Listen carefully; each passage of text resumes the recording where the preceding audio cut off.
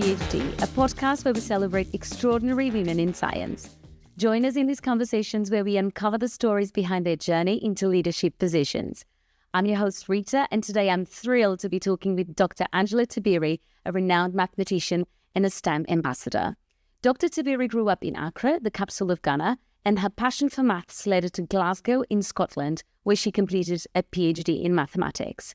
Upon completing a PhD, she returned to Ghana and is now an academic manager at the African Institute of Mathematical Sciences and plays a pivotal role in leading the Girls in Mathematical Sciences program.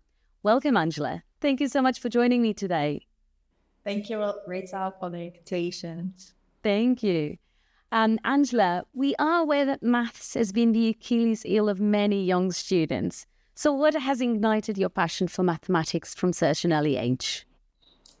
Yeah, so growing up, I used to love maths. When we had maths lessons in school, I'll do very well in it. When up onto senior high school, I would score almost everything in my math exams. So it came to me naturally, but I didn't think it could be something that I could pursue as a career later on until at the university. So it was something that came naturally, which I used to enjoy. But it was later on that I realized that if I wanted to do it to a very high professional level, then it goes beyond it's coming natural. You had to put in extra work to be able to understand maths. Yeah, you were the exception to the rule because young students don't tend to like math. So it's kind of like it cooled to your heart quite early on. You have done your master's in Ghana, but later moved to Italy for a foundation year and then to Scotland to do a PhD. It must have been quite a big shift for you at the time, moving continents, but also enrolling in a PhD. How did you adapt to new countries, new cities, and the challenges of doing a doctorate degree? Definitely. So I was born in Ghana. I lived in Ghana until when I had to go to Italy. And for me, the challenge was in different levels. So for instance, the weather was different. In Ghana, we have only 2 seasons. It's either rainy or sunny. But even throughout, you don't need jackets because the temperatures are usually above 20 degrees. So one of the shocks for me was the weather, the seasonal differences, but also the educational system. So I did all my schooling in Ghana prior to traveling abroad. And in the Italian system, for instance, when we arrived at ICTP, we had to do an oral exam to determine what levels we were. We arrived over the weekend, and in less than a week, we were meeting a panel of professors to have an oral exam. So that was a bit of a shift for me. And also, the level of teaching was definitely, of course, it's a pre-PhD program, so it was very high. So there was a lot of learning to do. So even though I'd always, since a young age, I'd always been a top student in school, I had to struggle with the fact that I wasn't the top at the beginning, right? I had to find my feet and make sure I don't drown in there. So that was very hard for me because coming as a best graduate student is struggling to understand. So those were the challenges. But a final one would be the language. So in Ghana, English is the official language. Even at 8, we use English. So I'd grown up in an environment, not just in school speaking English, but in the community. But here was I, where, of course, ICTP is an international center, so English is spoken within. But we live in the community, and if you go to the supermarket, everything is in Italian, so you have to say things. So that was a bit of a challenge for me. Yeah. But moving to the UK, there was no language barrier, and because I had experienced, let's say, the weather and a few things in Italy, it was a bit easy adapting, moving to the UK. Oh, great. What did you think your career would have looked like before enrolling in a PhD? And after completing it, how much did your prospects changed? Yeah, so prior to pursuing a PhD, my undergraduate degree was in economics and mathematics. So I kept my options open. So at ICTP, whilst I was struggling, I was thinking of maybe quitting maths and pursuing something, not even economics related. I was even thinking something fashion. So it was completely different, right? So if I had not pursued a PhD, maybe I would have ended up being a fashion designer. Yeah, so that was something I love making clothes. So even when I was PhD student, I had a sewing machine where I used to make clothes occasionally. So if I don't pursue the PhD, that would be something I would have pursued. But I mean, pursuing a PhD, I've realized that it also gives you that added advantage, right? So I can still pursue my fashion, but also at a high level because you see symmetry in the clothes you wear, the geometry of the patterns that's the fabrics are that you use to sew. So it's still there. It's still there, but I'm focusing more on the my focusing less on the That's a fashion. beautiful combination. You kind of combine your passion with fashion and your passion for mathematics and the passions in sewing. And that is amazing. And you can still pursue fashion, of course, as a hobby, for example. So you can always adapt and explore, right? So after your PhD, you returned to your home country, Ghana. Has this always been your ultimate goal to going back to your origins? Yes. So I'm someone who is interested in driving change at a whether small level or high level. So even for my PhD was funded by the Shinumbeji Foundation for the Future Fellowship. So Shinumbeji is an oil company. They were funding women in STEM from developing countries to study at top universities abroad, return with their expertise and promote the teaching and learning of STEM courses. So throughout my PhD, every year I had to show my commitment to returning home. And my family, all my extended family are all in Ghana. So yes, I studied abroad because I wanted to gain the necessary skills, but ultimately I saw Ghana as a place where I could bring all those ideas, start something new, grow it, and see how it becomes. So yes, it had always been in my mind to return. So I still had that in mind, even though I was studying abroad.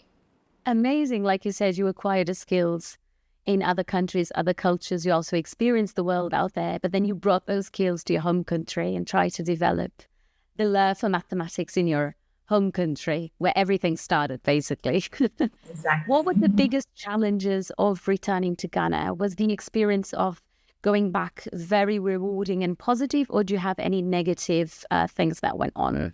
I would say overall it's been positive. So it's been almost 5 years since I returned and looking back.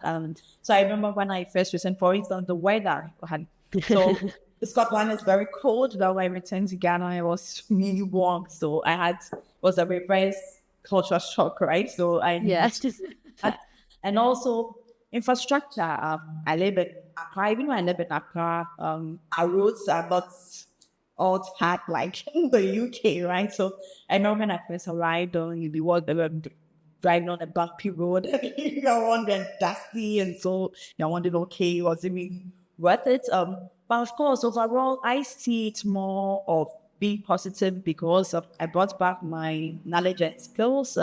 We started, for instance, the girls in mathematical sciences program.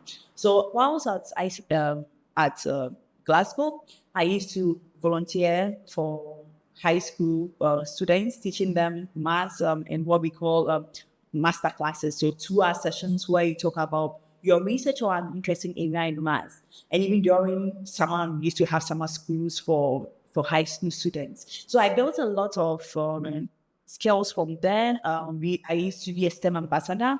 So I used to go into schools, designing activities for young people, science festivals. So coming back, I saw it as an opportunity to start something new. So for example, the Girls in Mathematical Sciences program, we started from the scratch, developing the proposal, sending it for funding, starting with the selection of the students, inviting speakers, getting mentors for the students. So it's been very rewarding because I've seen how the program has grown from not having any program like that, not just in Ghana, but I look across Africa and I don't see any program which nurtures the talents of young girls in maths.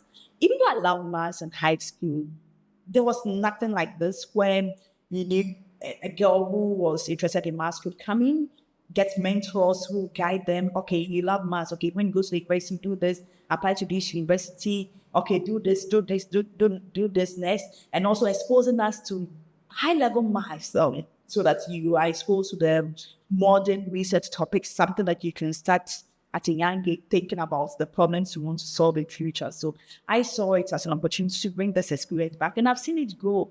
Our girls are now pursuing STEM at universities. They came into the program not thinking of maths as something they could pursue at a university, but through the enlightening processes, they decided to study maths at a university. So it's been very rewarding in that light. Yeah. Amazing. Your passion for teaching and for encouraging young minds to like mathematics actually started in Glasgow, because you were saying that you helped the students there, and then you brought that knowledge and implemented it in Ghana. So you talked about Girls in Mathematical Sciences program, where you have a very, very important role in that program. But can you tell our listeners what the program actually entails?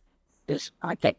So at AIMS, we focus a lot on postgraduate training. So master's training, and we also have a research section where we do PhD. But over the years, we realized that even though there is a conscious effort to admit at least 30% female, we don't have a lot of females applying, and also having top-level females applying. So we looked back and we decided to look at where the problem is. The problem starts from the fact that we don't just admit any undergraduate students here. You should have a mathematical science background. So that means an undergraduate degree in physics, computer science, sometimes engineering. So that decision is taken at a high school level when you are transitioning to the university. So if you want to create that pipeline of having very strong women applying into our postgraduate programs, then we need to get them at least at the senior high school level. So we started this program so it's in 3 components. We have online master classes.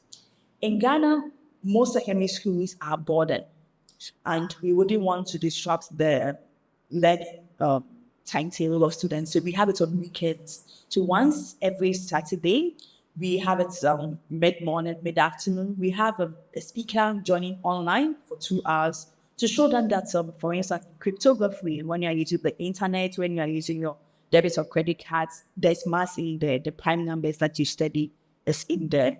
There's climate science. We hear about climate change and its effects. There's some math in there.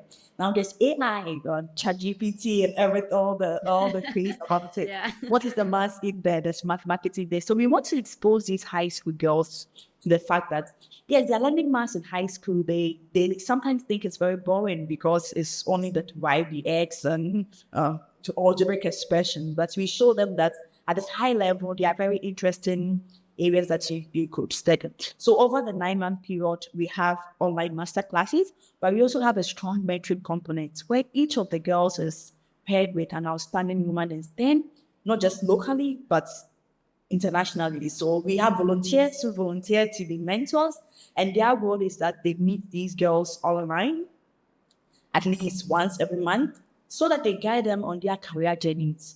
Which university should I apply to? Which program should I apply to? Applying for a scholarship, help me with my motivation letter. So that's a strong component. And also, when they vacate from school, we also bring an in-person experience where they come to our campus and we take them through rigorous math lessons. So we have the last time, for instance, I was teaching the master students linear algebra, so vectors and matrices, and the high school students were in the other room also doing some vectors, and so showing them some high-level mathematics, but also added a bit of fun. So we go for outreach activities where we go to industry, where we go to see where math is being applied, or we could go out to the botanical garden. So it's more showing them high-level maths, and our goal is that we want to create this pipeline of young girls who will be winning international awards in the next 10 years. So that's what we have been building here at AIMS Ghana. Wow.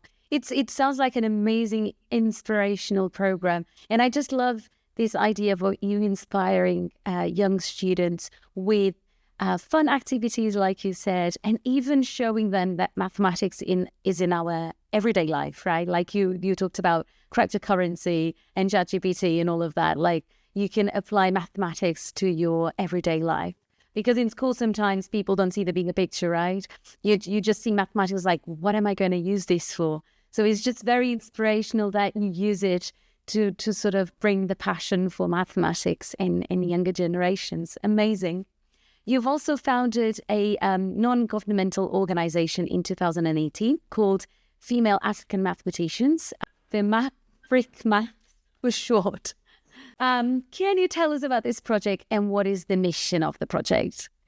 Thank you very much. So it's just a short form. So FEM stands for female, Afric stands for African, and Math stands for female African, mathematicians. So whilst I was a PhD student, in our PhD cohorts, I was the only female and the only African. Now, in the School of Mathematics and Statistics, there was another African. She was also female. But anytime I went for conferences, I hardly came across people who looked like me. So I asked myself, is it that we didn't have Africans or people from diaspora studying mathematics? So because I was away from home, I couldn't do a lot of the outreach activities that I could do in person in Ghana, Africa. So I said, okay, now I've seen the power of social media. So whilst a PhD student, we did these transferable skills training where we learned about the power of social media. So I asked myself, okay, maybe I could use social media to make these female African mathematicians visible. How? By interviewing them, hearing about their stories, where they were from, their motivations, and where they are going. So that I upload it to social media, and you have any child from across, not just Africa, from anywhere, but my focus was mainly on Africa because as a young person, I didn't see any mathematician around me. But I wanted a young girl in Accra or in Kampala or in Johannesburg to see these videos and aspire to pursue careers in STEM and related, mathematics and related fields. Also highlighting the diversity in careers you can pursue when you study mathematics. Because when I was an undergraduate student, I head of department, so wanted me to major in mathematics. But back then, I didn't see any prospects apart from teaching. So I didn't want to keep my options very narrow. So I decided to study both economics and mathematics. We interviewed people who have studied mathematics, who have ended up as data scientists, who have ended up as epidemiologists, who have ended up as, so someone needs to work at Mozilla, so making the internet safe, right? So it's more highlighting that there is diversity in careers when you pursue mathematics at the undergraduate level. So that's my focus mainly on social media. And when I look at top 10 cities of our audience, I see 7 of them being African countries. So I see that, yes, there are a lot of young Africans who are watching our channels, and our goal is that seeing these inspirational stories will inspire them to pursue mathematics. But we also, on the side, do outreach activities in person where we get #Math Queen. So people who want to just math to exhibit at science festivals. So for instance, this June, there'll be a science festival here in Accra where we want to make math fun. So imagine learning about the number pi using a thread, a ruler, and any circular object. Hands-on, you realize that, the formula of the circumference being 2 pi r is something that I can think of, or something I can do it by hand, and I don't need to memorize the formula. Yes. So, and also about the encoding and decoding messaging. So if you learn about prime numbers, how can we use prime numbers to encode and decode messages and send messages that you don't want anyone to be able to read? Yes. So it's more of highlighting the diversity in career options when you study mathematics, but also helping the young people to have a hands-on experience with the mathematical concepts they learn in school. Amazing. It sort of intertwines a little bit with our podcast because we're trying to gather stories of women leaders in science like yourself from different backgrounds like mathematics or neurosciences or microbiology and just inspire younger generations. So that is an amazing program. What have you seen? Have you seen any accomplishments so far, and which accomplishments have you seen? Yes, so the accomplishments will be, it's in the sense of the influence of our videos. So we have our audience messaging us that, this person came on your channel, I would like to speak with this person. Or we have people who come into outreach activities and they leave with a different perception about math.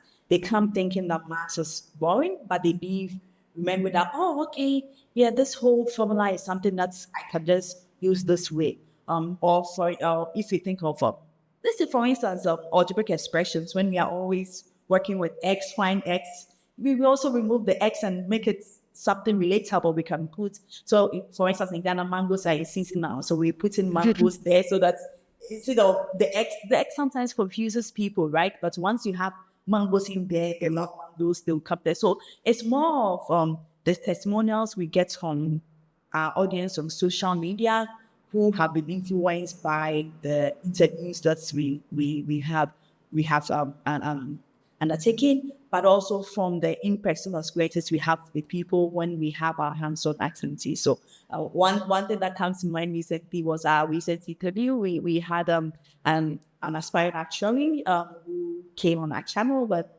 he shared with us insights about when applying for a job, right? Very often when we're applying for jobs, sometimes even as women especially, we want to tick all the boxes before we feel we are qualified to do so. But no, you have to be confident in your ability that, yes, this job, I can do it. And when you go and there are other skills you need to apply, you will learn it on the job, but you shouldn't think that you are not qualified enough to do it. So it's more of these encouraging business when people you see their comments, oh, okay, I really like this aspect of the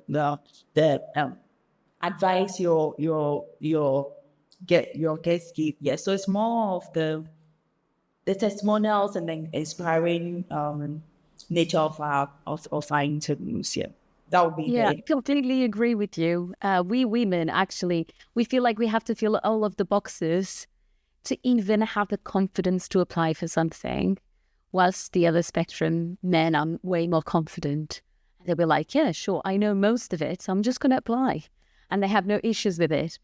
I love the hashtag Maths Queen. Love that. Amazing idea. Angela, you've recently become a mother. Congratulations. Thank you. How has it been coordinating your professional and personal life in such challenging times? It's crazy. So it's challenging in the sense that I'm a working mom. So at home, I have to do my mom duties. Then you quickly switch to work. So for instance, this morning I had to drop off my daughter in school. I have a 8-month-old baby at home. So it's more of juggling, right? Not sleeping at night and showing up at work and keeping awake in order to do the job. But also now I have to close early because I have a baby and I need to attend to it. So that means that you have less hours to either do your administrative work or your research work. And when it comes to traveling, you have a conference to attend. Who takes care of your children whilst you are there? What happens to their school routes? Will someone do these school routes? So that makes it challenging. So it's if you don't have a very good support system, then that will mean that you have to then give up on every other thing. That means you can't travel out for conferences. I can't even be in the office to even do this interview, right? Because my child crying, or yes, especially daycare is on vacation. So it's more trying to juggle a lot of things, and if you don't have a very strong support system, then you get swallowed up in it, and you can't continue with the things that you are indeed passionate about. Then it almost takes a village, isn't it? How they say, and it's good that you have a support system around you, and also returning back to Ghana, you have your family there and your friends, so you can kind of rely on them to pursue your career as well and not leave it on the side. But as you said, it must be very, very challenging, and I can only imagine. Angela, unfortunately, we have to wrap up. We're coming to an end of our interview. But before I let you go, I have 3 lightning questions. Are you ready? Yes, I am. Yeah. First question. What is the most memorable moment in your career so far? My PhD graduation. Yeah. It was a great moment, right? I think there's a lot of work going into a PhD. So when it comes to an end. Yeah, and seeing It's a fantastic moment. coming from Ghana, going to the UK, reviews and the final Viva and finally getting the award, it was really memorable. Yeah. Wow, amazing. Second question, what advice would you give your younger self? I would say dream, right? Dream beyond your surroundings. So growing up, even though I didn't see any mathematician around me, I had very wild dreams, right? Traveling abroad to study, even though I didn't know how, but I also dream beyond your surroundings and also believe in your dreams. Very often people look down on you. Yeah, you're a woman, you are from a low income area, you can't do this. No, believe in your dreams, irrespective of where you are from, that dream can come true. And also finally take action, work towards it. I dreamt of doing something, but I didn't just sit there. At the moment, I was good at math, so I kept on doing that and kept on doing it until I ended up as a mathematician. So dream, believe, and take action. Wow, that's an amazing advice. Take action, especially. Even if you have a dream, you can't just sit and wait for things to come to you, right? Definitely. Amazing. Last question. Is there a remarkable woman leader in science that you admire and think the world should know more about? Yes. So when I started this Femafricmaths, there's Chelsea Walton. She's in the US. So she's a math professor. I heard a lot about because my supervisors was a colleague of her supervisor. The first time I met her at a conference, she agreed to be interviewed. And at that time, that was my second interview. She stood behind the camera. She took a placard, #MaskQueen. So I saw her to be very supportive because not everyone will like you to share their stories or even get them on social media. And she's also been supportive throughout my career. After my PhD, we had a project together with other women in maths, supporting me to go for conferences. She's very supportive, not just of me as an African, but also for women in general. So she's someone you should look up, and I'm looking forward to seeing her win those top awards and maths. So Chelsea Walton is someone I would like people to hear more about. Fantastic. Thank you so much, Angela, for sharing your story with us. It has been an honor to have you on She Has a PhD. #MathsQueen. Thanks for having me. Bye. To our listeners, thank you for tuning in to another episode of She Has a PhD. Please consider subscribing to our podcast, and we hope that our inspirational stories of women breaking barriers inspire you to become the next leader in science.